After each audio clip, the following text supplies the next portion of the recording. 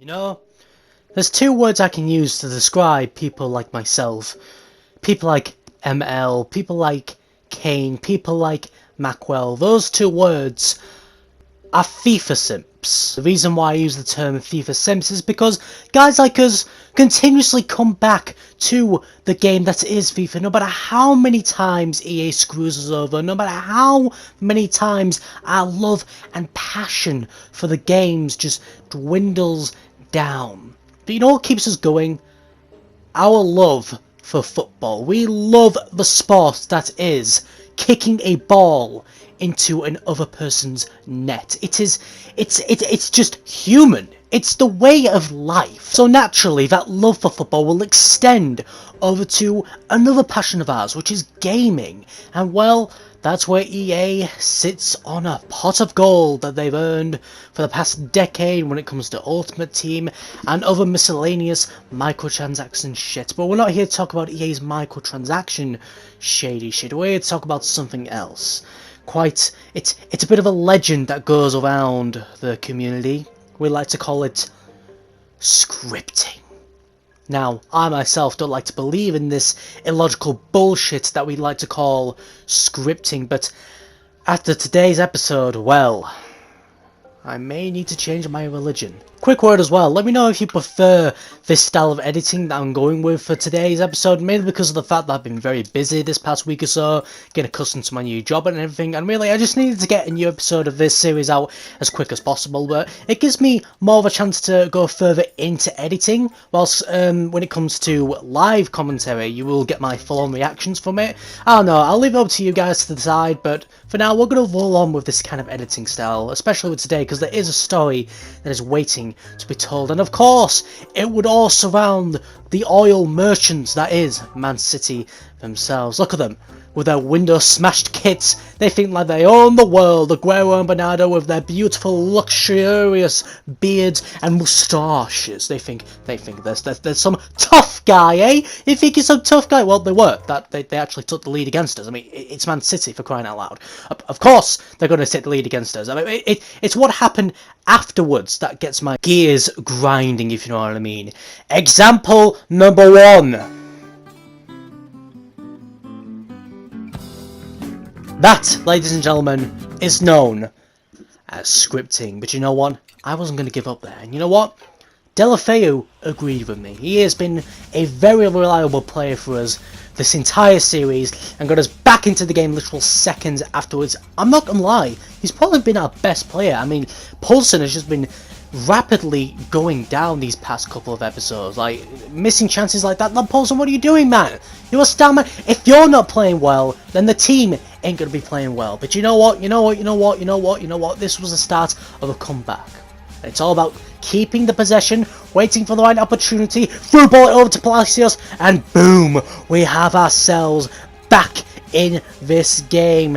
The comeback has been sighted, the comeback has been reached, the comeback has been completed, and now the win is well not within our sights, because the game wasn't going to let that happen. Are you taking the actual piss, mate? Of course that wasn't going to happen. Thank you very much, Walker, for stopping Aguero from being a massive prat, going to celebrate the manager, you know, just to add salt to my agonising wounds. It's alright, De Bruyne will do that though with a chip shot. Fucking prick. Yeah, at this point I just didn't give much of a shit. I just didn't give enough of a toss anymore. And the game saw that and decided to punish me even further with a front post glitch goal. Isn't it great that they still haven't fixed that yet? I personally think that's excellent, if I'm being honest with you. Yeah, I just think it was shit at this point. I literally just told my players to go kill and bust some kneecaps. You know, it is what it is. For some reason I didn't get any kind of a red here, despite all of this. Like, these are career-threatening injuries here. I'm literally tackling them with full force from the back, and all I'm getting is a yellow. I mean, I ain't going to complain about that, but I am going to complain about the match and the scripting that occurred here. Anyways, we move. For now, the story is not over yet, but we continue with a quick sim game against Brighton here, hoping to get a quick easy victory here, which we do, a 1-0 victory. Deulofeu coming up with the goal again. Like I said, such a reliable player he's been. Like, Deulofeu, man. In my personal opinion, he should be playing for a top side in the league. Like, someone like Arsenal, like, I could honestly see him playing for Man U. Speaking of which, they're about to get absolutely demolished by Oldham in the Carabao Cup as we take on Sheffield United in the 4th round. Meanwhile, we've got Mark Bartra, who's feeling a little upset that we aren't playing him as much. Bartra, what you need to understand is that you are Kimpembe and Sanchez's bitch. You will not play unless I feel like it is best that you play above them, which in this case, you should. In a Carabao Cup against Sheffield, we need our best players rested against Chelsea. So Walker Peters is also going to get a game on, but not Andrade. No. Fuck Andrade, if you know what I mean. Like, no. I told you, man, you are not a part of this future. You should have left in the summer. Clearly, though, you and the rest of the Salford squad didn't get that message, considering the fact that we didn't sell anyone. Like, how did we not sell anyone in the transfer window? Like, what the actual hell, man? It's fucking crazy, and our sharpness is suffering because of it, because we've got that many players who aren't playing. Therefore, a load of players that aren't going to have their sharpness increased because I'm too busy focusing on the squad that we are using. So that's putting our sharpness down, and potentially our performances as well because of it, but either way, our Carabao Cup game against Sheffield United got off to a pretty strong start, if I do say so myself. The boy Palacios putting us 1-0 ahead in the first 5 minutes, and then to make things even better, as if things couldn't get better enough, look who stepped up to the plate. Lingardinho! Securing the win for us. Well, I thought at that point the win was more or less secured, considering the fact that not much actually happens in visual sims. It's like 4 goals, 4 shots, if you know what I mean. So I decided to just sim it through. He ended up winning 3-0. Gelson Mines with the goal, and oh, sick. Man City clearly are being favoured here in terms of the scripting. I think this is a pretty good time to go over another game that was supposed to be shown in this episode, and that was the game that we had against Leeds, but for some reason there seems to be some kind of a glitch going on right now, and I'm pretty sure it's affecting other people as well, not just me, but every time you try to sim a game against Leeds, the game will just automatically crash. I have no idea why. Playing them is all good. I played them in a separate career mode, and it was absolutely fine then. Quick sim seems to work alright as well, but it's just when it comes to visual sim is where it seems to be an issue. And like I said, I don't know why. That's something that the developers need to fix sooner rather than later. I just ended up forgetting to record quick sim in the Leeds game. We ended up winning 1-0, if I'm correct about that, so we at least got 2 victories in the Premier League this episode. 2 1-0 victories, you know, not the cleanest thing ever, but, you know, victories nonetheless. Notice how I said 2 Premier League victories, and we've still got a game left. Well, you should have picked up on the hints that I've been bringing up here. The story is not over. No, our scripting saga is not at an end quite yet. And here we go, once again. I do want to make a quick apology to Paulson though, because even though he hasn't been laying out the goals recently, he's still the top assister in the league so far, so he's still doing bits. He's still making the contributions to our success. It's just that when it comes to a striker, you expect them to be the league goal scorer, don't you? Anyway, this is a weird Chelsea team. Like, this was completely different from anything I was expecting. Like, they're playing Victor Moses. Everyone knows Victor Moses doesn't play unless he's on loan to another team. Like, come on, man. Anyway, example number 2. There you go, lad. 3 minutes in, and the game had already started its absolute shit. And then example number 3. I am, without a shadow of a doubt, complete shit at FIFA. I am terrible at this game.